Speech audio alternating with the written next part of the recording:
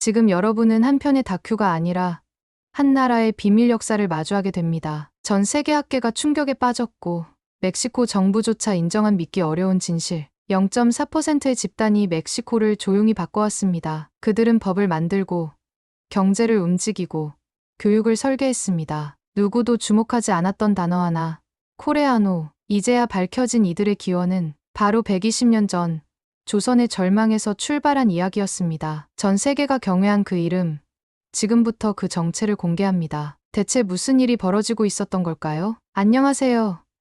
저는 엠마 로드리게스예요. 저는 데이터 탐정이에요. 좀 지루하게 들릴 수도 있지만 믿어주세요. 정말 멋진 일이에요.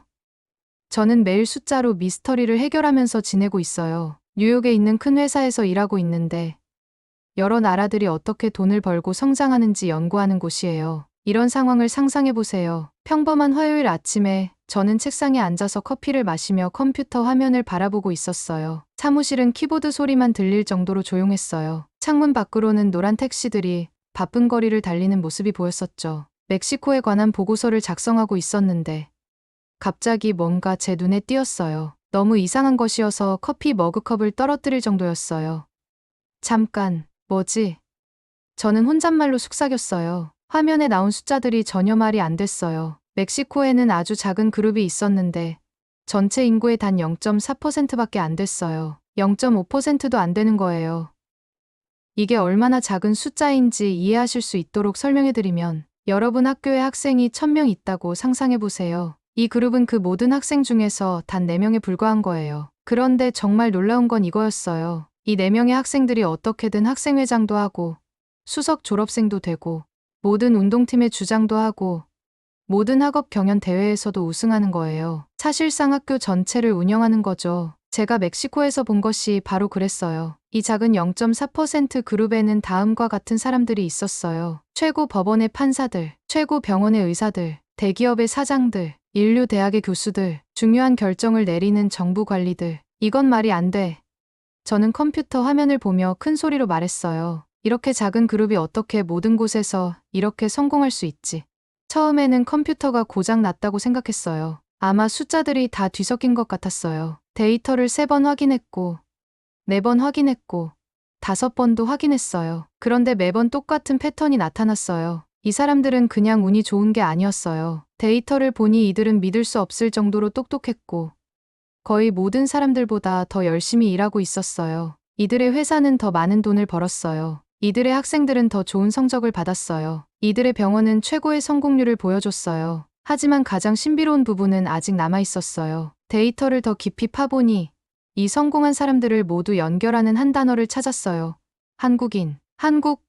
저는 얼굴을 찌푸리며 혼잣말을 했어요. 솔직히 말씀드리면 그때는 한국이 특별한 곳이라고 생각하지 않았어요. 그거 그냥 스마트폰 만들고 우리 여동생이 항상 듣는 그 이상한 팝 음악 나오는 곳 아니야? 저는 한국에 대해 거의 아무것도 몰랐어요. 그냥 아시아 어딘가에 있는 작은 나라 중 하나라고 생각했었어요. 제 여동생 소피아는 항상 한국 남자 아이돌 그룹들에 대해 얘기하고 자막이 있는 한국 TV 프로그램들을 보고 있었지만 저는 별로 관심을 기울이지 않았었어요. 그때 제 상사인 존슨 씨가 제 책상 옆을 지나가고 있었어요. 키가 크고 회색 머리에 항상 같은 파란 넥타이를 매는 분이세요. 엠마, 정말 혼란스러워 보이는데. 그가 제 의자 옆에 서서 말씀하셨어요. 괜찮아? 2시간 동안 그 화면만 바라보고 있었잖아. 저는 의자를 돌려서 그분을 향해 돌아섰어요. 존슨 씨, 멕시코에서 정말 이상한 걸 발견했어요. 데이터에서 말이 안 되는 패턴이 나타나고 있어요. 조사하러 그곳에 가볼 수 있을까요? 그분은 웃기 시작하셨어요. 나쁜 의미가 아니라 제가 좀 바보 같은 소리를 한다고 생각하시는 것 같았어요. 컴퓨터 화면의 숫자 몇 개 때문에 멕시코로 여행을 가고 싶다고. 좀 미친 소리 같은데. 엠마, 하지만 저는 포기하지 않았어요. 일어나서 제 화면을 보여드렸어요. 이 데이터를 보세요. 이 숫자들은 거짓말을 하지 않아요. 멕시코에서 놀라운 일이 일어나고 있고 저는 그게 뭔지 알아내야 해요. 이건 우리 회사가 지금까지 발견한 것 중 가장 큰 발견이 될 수도 있어요. 존슨 씨는 제 차트와 그래프들을 보셨어요. 그 패턴들이 얼마나 특이한지 깨달으시면서 웃음이 서서히 사라졌어요. 좋아. 엠마, 마침내 그분이 말씀하셨어요. 정말 중요하다고 생각한다면 가도 돼. 하지만 일주일밖에 시간이 없고 좋은 이야기를 가지고 돌아와야 해. 저는 너무 신났어요.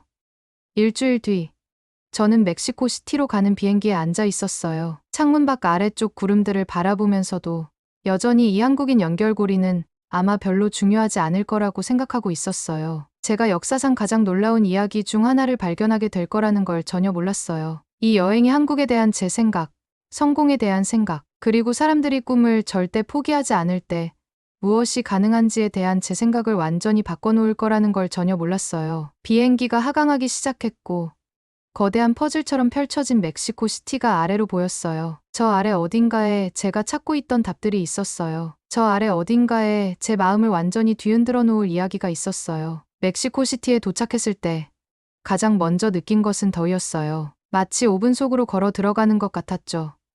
거리는 분주하고 다채로웠어요. 사람들이 작은 수레에서 음식을 팔고 있었고 어디서든 음악이 흘러나오고 있었습니다. 하지만 저는 관광을 하러 온 게 아니었어요. 풀어야 할 미스터리가 있었거든요. 택시를 타고 국립기록보관소로 갔어요. 거대한 도서관 같은 곳인데 일반 책들 대신에 정말 오래된 문서들과 기록들을 보관하는 곳이었습니다. 건물은 엄청나게 컸고 오래된 돌로 만들어졌는데 높은 기둥들 때문에 저는 아주 작게 느껴졌어요. 안쪽은 시원하고 조용했어요. 오래된 종이 냄새가 공기를 가득 채우고 있었습니다. 경비원이 저를 출입국 기록부 쪽으로 안내해 주었고 그곳에서 카를로스라는 할아버지를 만났어요. 하얀 머리에 두꺼운 안경 너머로 친절한 눈빛을 하고 계셨고 하루 종일 오래된 문서들을 다루느라 손은 잉크로 얼룩져 있었습니다. 멕시코에 있던 한국인들에 대한 정보를 찾고 계시는군요. 카를로스가 짙은 억양의 영어로 물어보셨어요. 아, 에네켄 농장 일꾼들에 대해 알고 싶으신 거군요. 아주 슬픈 이야기지만 동시에 아주 아름다운 이야기이기도 해요. 그분은 저를 오래된 책들과 폴더들로 가득한 높은 선반들이 있는 뒤쪽 방으로 안내했어요. 모든 것이 먼지로 덮여 있었습니다. 카를로스는 두꺼운 가죽 표지의 책을 꺼내서 나무 테이블 위에 조심스럽게 올려놓으셨어요. 이것을 보세요.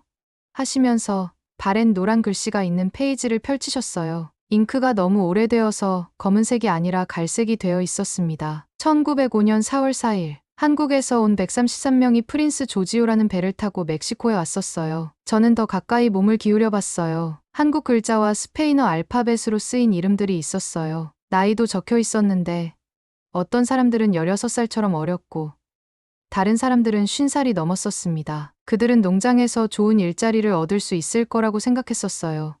카를로스가 계속 말씀하셨어요. 그들을 여기로 데려온 일본인 중개업자들이 거짓말을 했었거든요. 멕시코가 많은 돈을 벌고 좋은 삶을 살 수 있는 천국이라고 말했었죠. 카를로스가 페이지를 넘기며 오래된 흑백 사진들을 보여주셨어요. 그것들을 봤을 때 제 마음이 무너져 내렸어요. 이 한국 사람들은 지쳐 보이고 슬퍼 보였어요. 옷은 찢어지고 더러웠고요. 그들의 눈에서 실망과 두려움을 볼 수 있었습니다. 그들에게 무슨 일이 일어났었나요? 저는 조용히 물어봤어요. 그들은 유카탄의 에네켄 농장으로 끌려갔었어요. 카를로스가 설명해 주셨어요. 에네켄은 날카롭고 위험한 가시가 있는 식물이에요. 일꾼들은 이 가시들을 손으로 잘라야 했었어요. 하루에 16시간씩 타는 듯한 태양 아래에서 말이에요. 많은 사람들이 병에 걸렸고 첫 해에 죽은 사람들도 있었습니다. 저는 사진들을 바라봤어요. 이 사람들은 태평양을 가로질러 여행했었고 아마 새로운 삶을 시작하는 것에 대해 흥분하고 있었을 텐데 결국 기본적으로 노예제와 다름없는 상황에 갇히게 되었던 거예요. 이건 끔찍해요. 제가 말했어요. 왜 그냥 집으로 돌아가지 않았었나요? 카를로스는 슬프게 미소를 지으며 고개를 저으셨어요. 그럴 수 없었어요, 아가씨. 배표를 살 돈이 없었거든요. 일본인 중개업자들은 이미 돈을 모두 가지고 떠났었어요. 한국인 일꾼들은 집에서 수천 마일 떨어진 이곳에 갇혀 있었고 돌아갈 방법이 없었습니다. 이 사람들이 어떻게 속임을 당하고 버려졌는지 생각하니 화가 났어요. 그래서 어떻게 되었나요? 모두 그 끔찍한 농장에서 죽었었나요? 아니에요. 아니에요. 카를로스의 눈이 갑자기 흥미진진하게 빛났어요. 여기서부터 마법이 시작됩니다. 다음에 무슨 일이 일어났는지 보세요. 그분은 문서들과 더 많은 사진들로 가득한 다른 폴더를 꺼내셨어요. 이 사진들은 달랐어요. 한국인 가족들이 작은 그룹으로 모여서 땅바닥에 원을 그리며 앉아있는 모습을 볼 수 있었습니다. 이 한국인 가족들이 끔찍한 환경에서 살고 있었음에도 불구하고 믿을 수 없는 일을 했어요. 카를로스가 말씀하셨어요. 매일 밤 뜨거운 태양 아래에서 16시간 일한 후에도 그들은 이렇게 함께 모였었어요. 어른들이 아이들에게 수학, 읽기, 쓰기를 가르쳤었죠. 한국의 노래를 부르고 고향에 대한 이야기를 들려주었습니다. 저는 사진들을 더 자세히 봤어요. 한 사진에서는 한국인 남자가 막대기로 흙바닥에 글자를 그리고 있고 아이들이 열심히 지켜보고 있는 모습을 볼 수 있었어요. 다른 사진에서는 사람들이 원을 그리며 앉아 있었는데 함께 노래를 부르고 있다는 것을 알 수 있었습니다. 잠깐, 제가 이해하려고 하면서 말했어요. 이 사람들은 기본적으로 노예였고 끔찍한 환경에서 일하고 있었는데 자유 시간에는 공부를 하고 가르치고 있었다는 거예요? 정확해요. 카를로스가 손뼉을 쳤어요. 한국 사람들은 교육이 세상에서 가장 중요한 것이라고 믿었었어요. 음식보다도, 휴식보다도, 그 어떤 것보다도 더 중요하다고 생각했었습니다. 그 오래된 사진들을 바라보면서 제 가슴 속에서 이상한 일이 일어나고 있는 것을 느꼈어요. 따뜻한 느낌이 온몸으로 퍼져나가는 것 같았어요. 이 사람들은 상상할 수 있는 최악의 상황에 직면했었지만 절대 포기하지 않았어요. 배움의 힘에 대한 믿음을 절대 버리지 않았었습니다. 이 조사를 시작한 이후 처음으로 저는 한국 문화가 정말로 특별할지도 모른다는 생각을 하기 시작했어요. 한국 사람들이 교육과 절대 포기하지 않는 것에 대해 생각하는 방식에 뭔가 강력한 것이 있을지도 모른다고 말이에요. 하지만 카를로스가 다른 폴더에 손을 뻗을 때 저는 이야기의 가장 놀라운 부분이 아직 남아있다는 것을 알 수 있었어요. 다음 날 아침, 카를로스가 낡은 파란 차로 저를 데리러 왔어요. 우리는 멕시코시티의 분주한 거리를 지나갔는데 밝은 분홍색과 노란색 건물들을 지나쳤어요. 길거리 상인들이 수레를 세팅하면서 타코와 장난감을 팔고 있었습니다. 30분 후에 우리는 누군가가 수년 동안 정성스럽게 관리해온 특별한 오래된 건물 앞에서 멈췄어요. 이것이, 카를로스가 자랑스럽게 말했어요.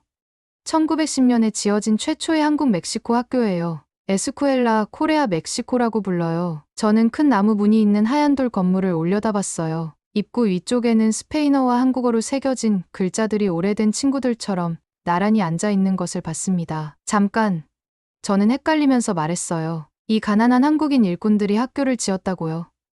어떻게요? 카를로스는 신비롭게 미소를 지었어요. 안으로 들어와요. 그들이 어떻게 불가능한 일을 해냈는지 보여드릴게요. 안으로 들어가자.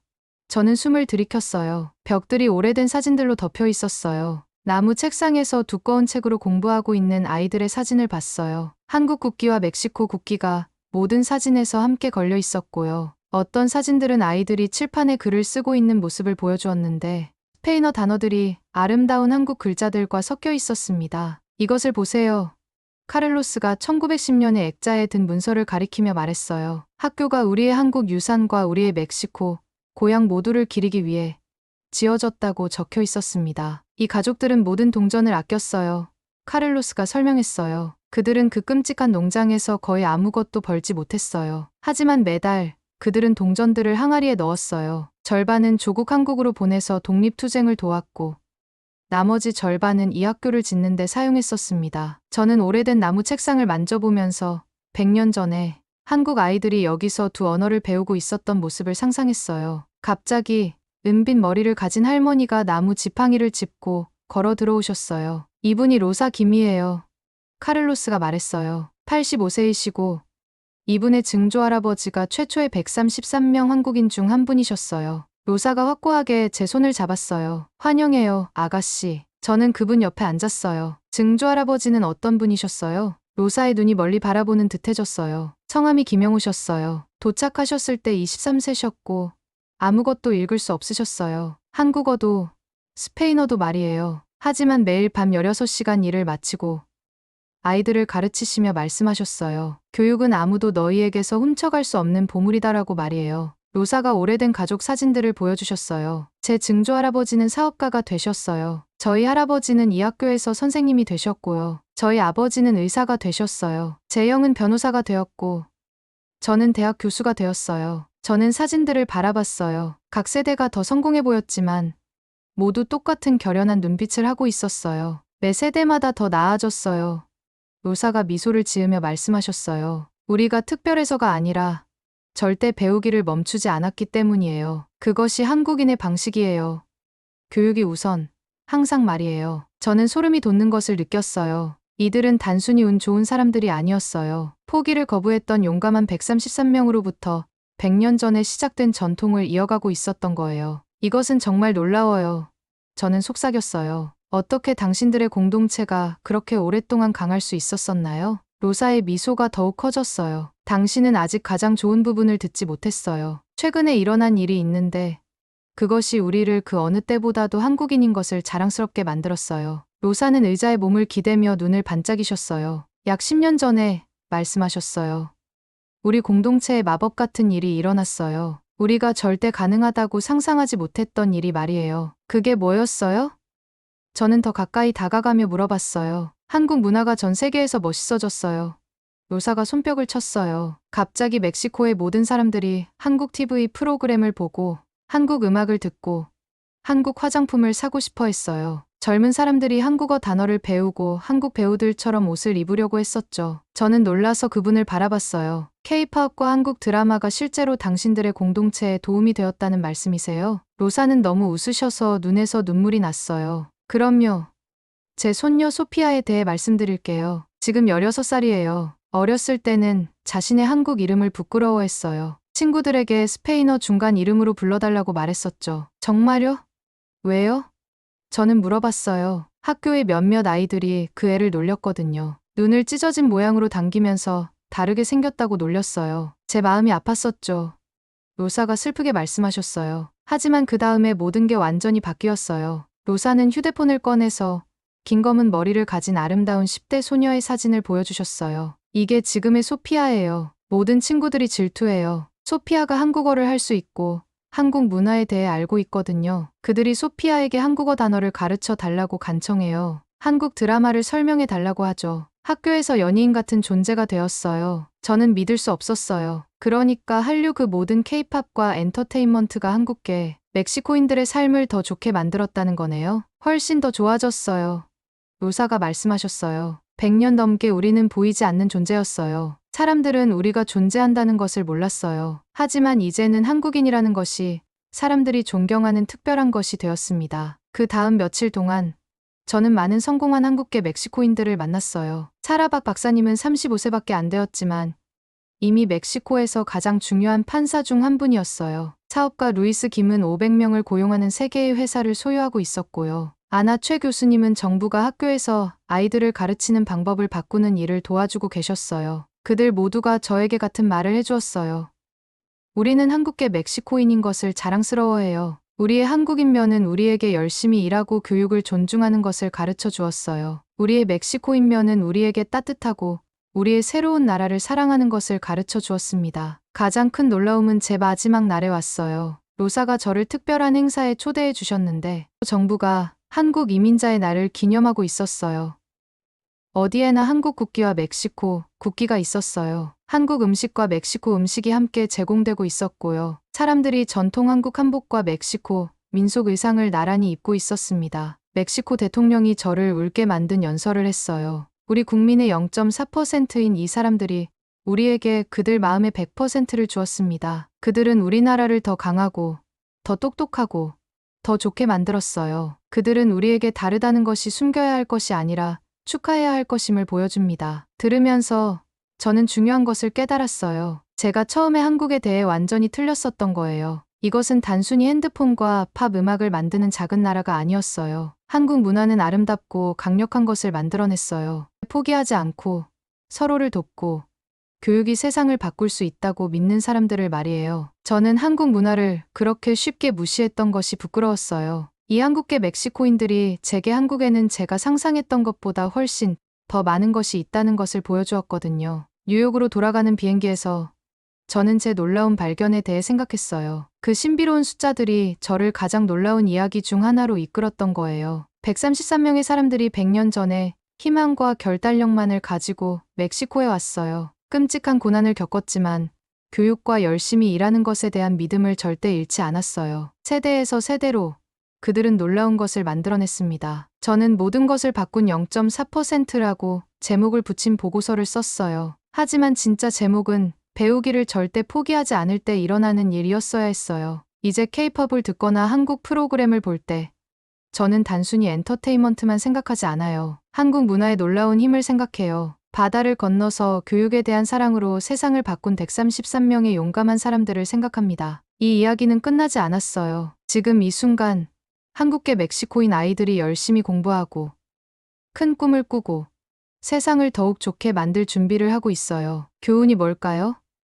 이해하지 못하는 것을 절대 판단하지 마세요. 때로는 가장 놀라운 이야기들이 우리 바로 앞에 숨어 있거든요. 아니면 이것은 단지 시작일지도 모르겠어요. 뉴욕으로 돌아가는 비행기에서 저는 제가 발견한 모든 것들에 대해 생각했어요. 제 컴퓨터에 있던 그 신비로운 숫자들이 저를 제가 들어본 것 중 가장 놀라운 이야기 중 하나로 이끌었던 거예요. 133명의 사람들이 100년도 넘은 전에 희망과 결단력만을 가지고 멕시코에 왔어요. 끔찍한 고난을 겪었지만 교육과 열심히 일하는 것에 대한 믿음을 절대 잃지 않았어요. 세대에서 세대로 그들은 놀라운 것을 만들어냈습니다. 오늘날 그들의 증증손자들은 의사, 변호사, 교사, 그리고 사업 지도자들이에요. 그들은 한국의 뿌리를 자랑스러워하면서 멕시코를 더 좋게 만들고 있어요. 저는 제 보고서를 쓰고 모든 것을 바꾼 0.4%라고 제목을 붙였어요. 하지만 진짜 제목은 배우기를 절대 포기하지 않을 때 일어나는 일이었어야 했어요. 이제 K-pop 음악을 듣거나 한국 프로그램을 볼 때